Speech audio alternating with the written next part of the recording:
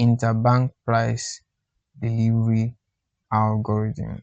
Have you ever felt like the market is always, one step ahead of you? You do everything right. You mark your zones, set your stop loss.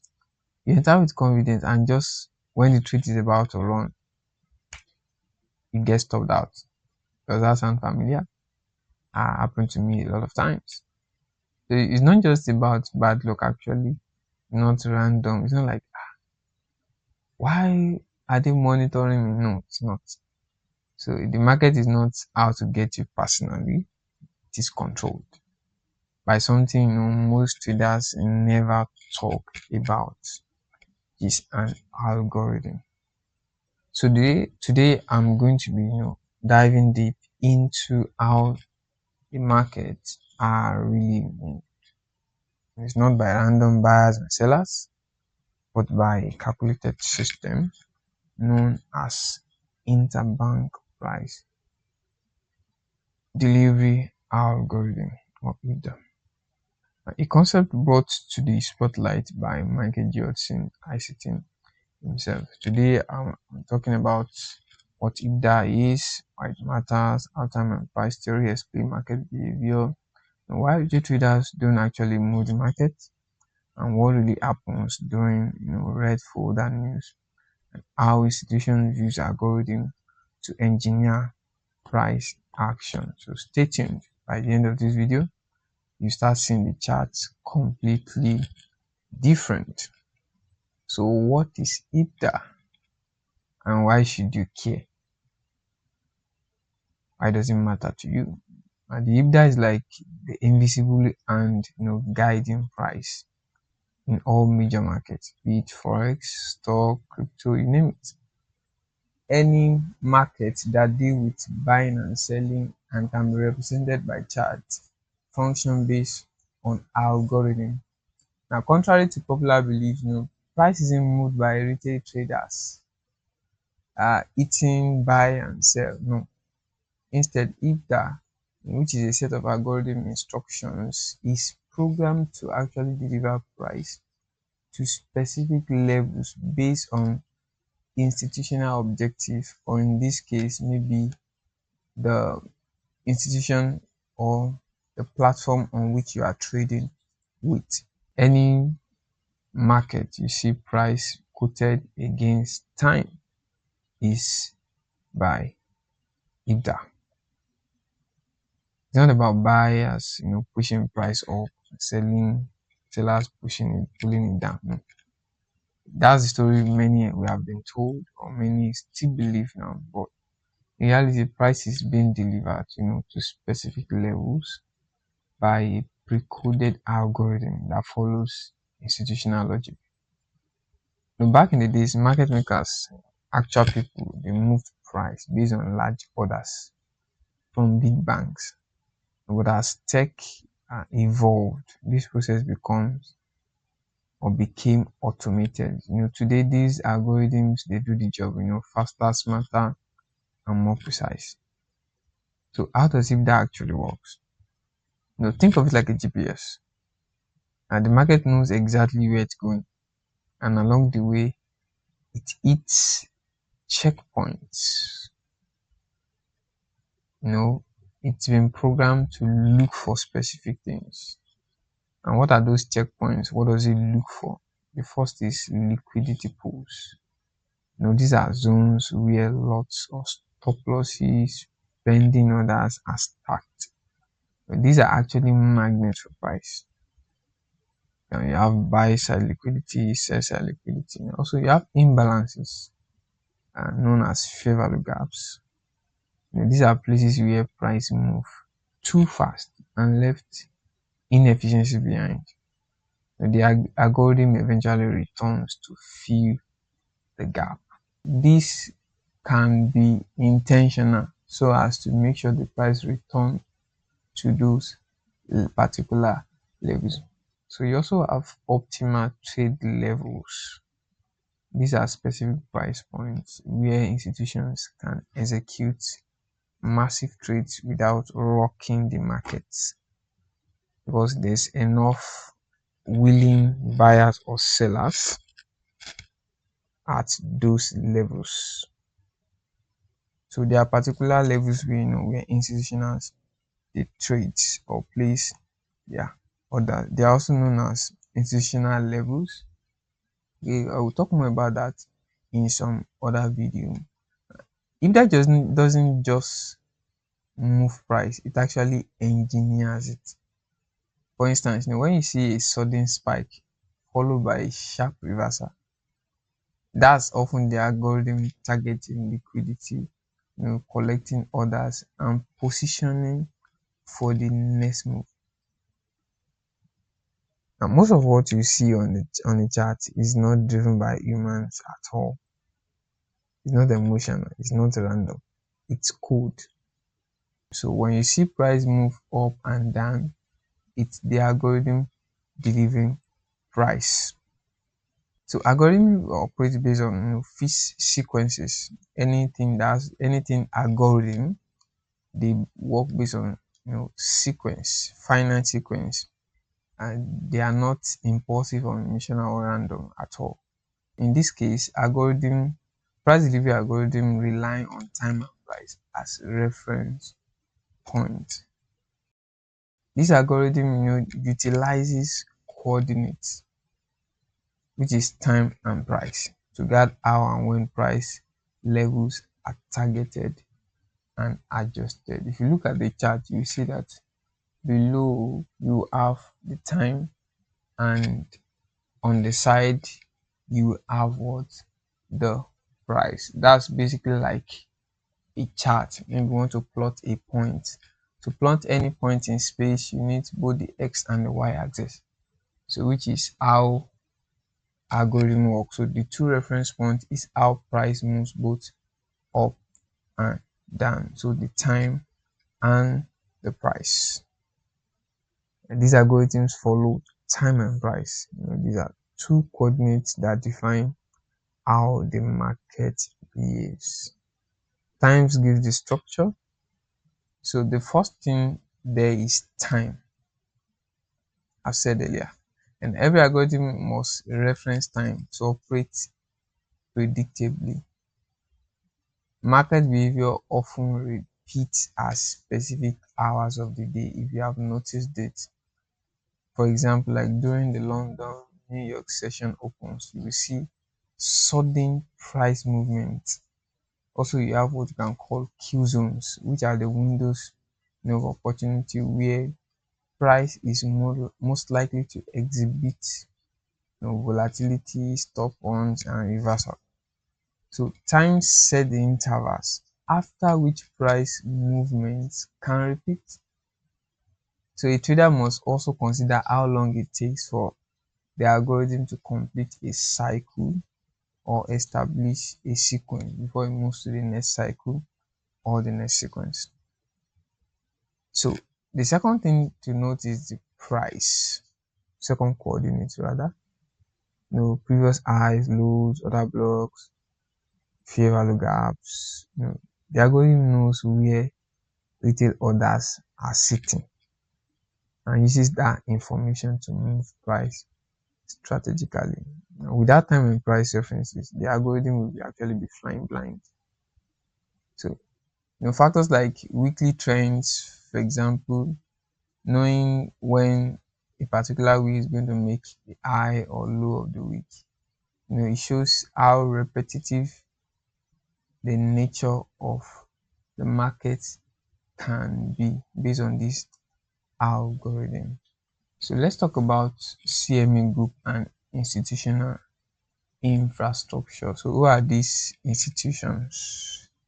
CME group consists of CME itself. You have NIMES, you have CBOTs. The CME group is the home of futures, options, and some of the deepest liquidity in the global market. And it is more than just a trading venue, it's actually the backbone of institutional trading infrastructure. This is where you see big players like hedge funds, central banks. The CME group is the largest derivative marketplace in the world. They are hosting trading for futures, options, and other financial products. But yes, what many don't realize. So the algorithm running behind the scenes rely on this group's infrastructure to pair orders, ensure liquidity and drive price to where it is beneficial for the big players.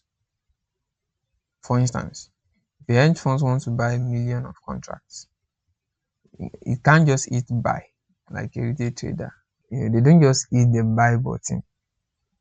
That would actually create massive slippage. It will disrupt the market.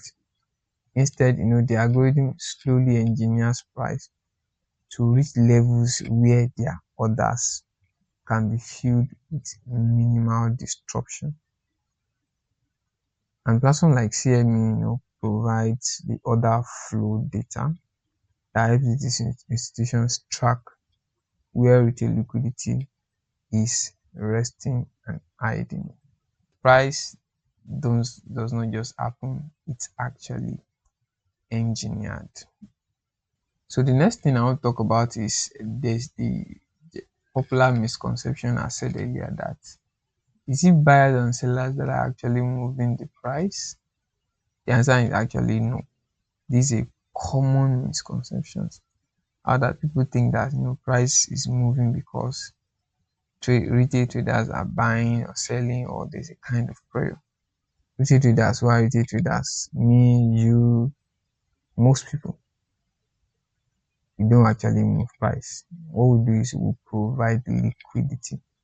In reality, retail traders are liquidity providers. In reality, they don't move price actually. They are not price movers. They are liquidity providers. They are just fuel for the market movement.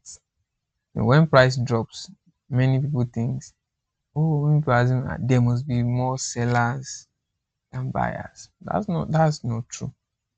It's because the algorithm is actually repricing to target liquidity and rebalance inefficiencies. So you can because each order actually require an opposing order. Okay, I'll get to that later. So just know that it's not a prayer of people buying and selling. So here's how it works. And when you place a trade, market order, limit order, stop loss, whatever kind of order, you are putting liquidity on the table, and the algorithm uses these orders as fuel to execute its moves.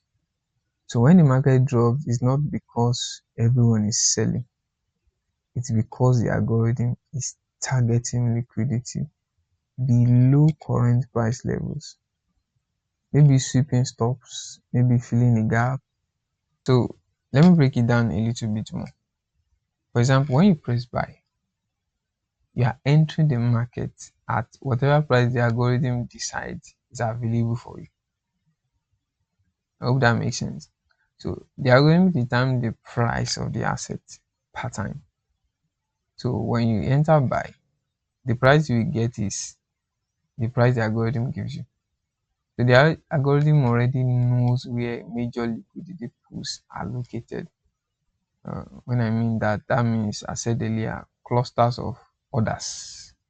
When you have stop losses, pending orders, and it moves price to those areas. So when you see price, spike down, and you see a sharp reversal, it's not because someone suddenly sold and then bought. No, they are often because some of those price movements are too quick, are very sharp. So it requires precision. It's not something someone is pressing. It can't be something someone is pressing manually. It's algorithm. So it's not a reaction to sudden demand or sudden supply. No. It's the algorithm actually taking out stops, clearing liquidity and then creating the conditions for institutional orders to be filled. And this is why it's important to understand, liquidity zones and stop ons.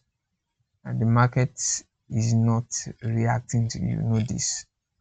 It's manipulating you.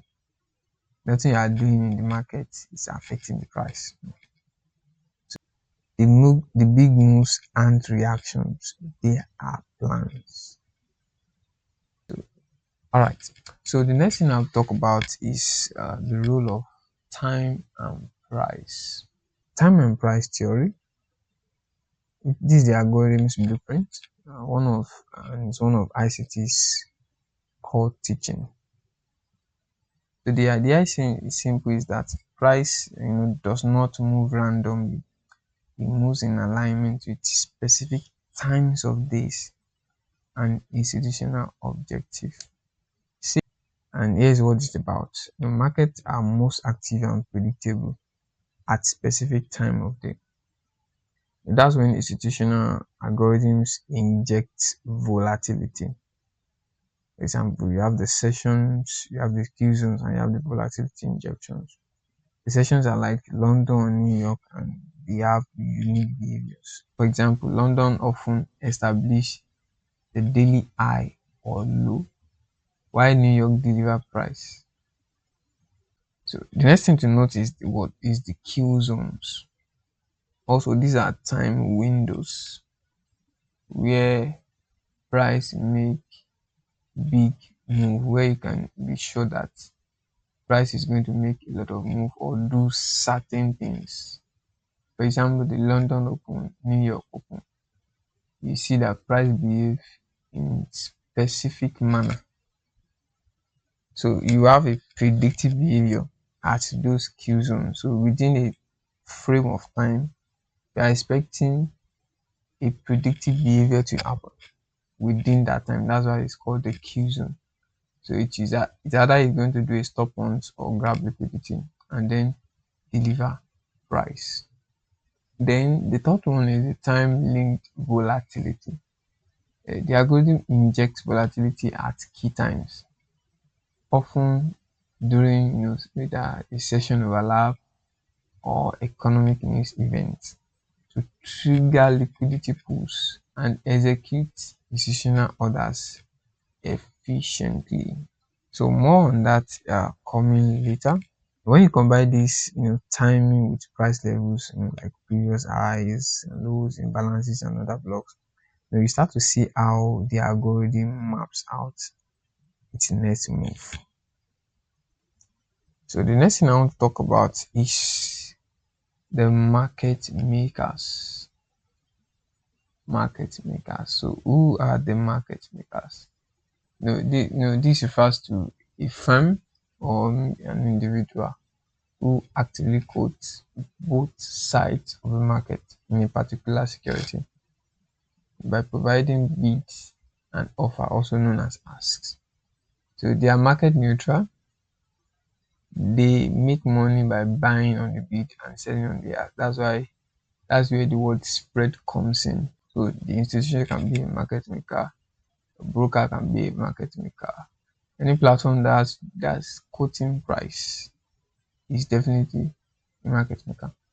It can be a financial institution, central banks, brokers, and other professionals. They can also move the market. So what are the market maker models? In this case, when I'm talking about market maker models, I'm talking about the institutions that actually control price, not like brokers and some other institutions or individuals. No, the institution that actually determine price and set the price of security and assets. That's what I'm referring to. So there's a basic, or what we can call a major blueprint, or three phases in general that market maker models follow. There are many models. That's why they are called models. That algorithm is executing based on what the institution wants and based on the time. But they all function based on three phases, which is the first one is known as the accumulation phase. Okay, right here. So this is when price moves within a tight range, you know, allowing institutions to quietly build positions. I said earlier, if they want to buy a large volume, the algorithm would engineer price in a tight range to allow the institution to build their positions. Now, retail traders they see this as consolidations, but it's really the foundation for actually a bigger move. So the next phase is what is called the manipulation phase. In this case, the algorithm executes stop hunts, false breakouts, or sharp volatility spikes, taking out liquidity from retail traders before the true move actually begins. So the distribution phase, which is third phase, is when when liquidity is absorbed, then price move very sharp. This is the displacement phase, rapidly in the desired direction. Often it leaves retail behind or stopped out. So in essence, if the institution intends to buy to a particular level, the first thing they will do is what they accumulate price earlier, maybe during the Asian session or the London session or prior to the New York Open. Then during maybe during the New York Open or the London session, there can be a manipulation stage whereby the price is selling. Then during the New York, you now see a distribution which now goes to where they actually want to go, which is they intend on buying. So the first thing is accumulation, then they sell, then you now see a rapid buy during the New York session, which is where they intend to go uh, to begin with. So this model is used to manage, usually managed manually before, but IPDA automates the process, increasing speed and deception, leaving retail traders even more vulnerable to traps. So how does IPDA behave during red folder news, and what are volatility injections? I think I mentioned that earlier. So during news, don't think, oh, a lot of people are buying. That's how you see a spike. Because when you actually look at it during news, the way the price move is erratic. It's just that's what is actually called volatility injection. So it's not someone doing the buy and selling. The price moves too quickly for someone to be buying and selling. So what happened is that it's actually based on what Michael said, Michael J. Hudson, known as ICT, is that the algorithm is going to use the volatility to reprice. These are that's why the news are actually pre-planned. I mean, they are scheduled. So it's not like there's a lot of sellers or buyers coming in at that time, or absence of buyers or sellers respectively. It's actually the repricing at the central bank level. So they basically use the repricing or the news rather to reprice and inject volatility to where they intend to go to originally, or to take out stop and then go in their desired direction, or they use it to go to where they actually wanted to go to begin with. So it's just an opportunity for them to move quickly to where they are going, or take stomp and then go to where they are going. I don't know if you get that. All right. So these are the things that happen during the red folder news events. You see repricing, and the market isn't moving as said earlier because buyers or sellers are flooding. No, it's moving because the algorithm is executing a pre-planned repricing event. So it's already pre-planned.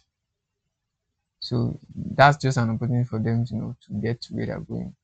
as quickly as possible. Then volatility injection is a sudden sharp moves, creating the illusion of chaos. In reality, the algorithm is targeting liquidity pools such as stop losses, pending orders, and position price for institutional objectives. And then the third thing is central bank control involved in that is these moves are often aligned with macroeconomic goals, such as currency valuation adjustments, interest rate shift, and things like that. So the central bank are the one in charge of the interest rate and currency valuation and the likes. So they determine the price based on the economy at that particular time. The news is being released. So these are pre-planned events. So the next thing I'll talk about is order flow. Order flow and spoofing. Order flow is the real-time flow of trades in the market. This is where spoofing comes in. When fake orders are placed, to manipulate market perception, only to be cancelled before execution. So it creates illusion of demand or supply, tricking retail traders into jumping in at the wrong time. This is what spoofing is. All right. Before I talk about the other pairing, we should know that institutions, as said earlier, act as liquidity providers. They absorb the retail orders. Now, while retail traders, on the other hand, they are liquidity consumers. They often provide the fuel for institutional moves. That is the liquidity that institutions need to execute large trades are the retail traders, their own orders. So what are order pairing? Is the mechanism that make all this actually possible. Every trade in the market requires a buyer and a seller. So a buy requires a sell requires a buy. So the job of this exchange is like CME Group or institutional market makers is to match these orders efficiently.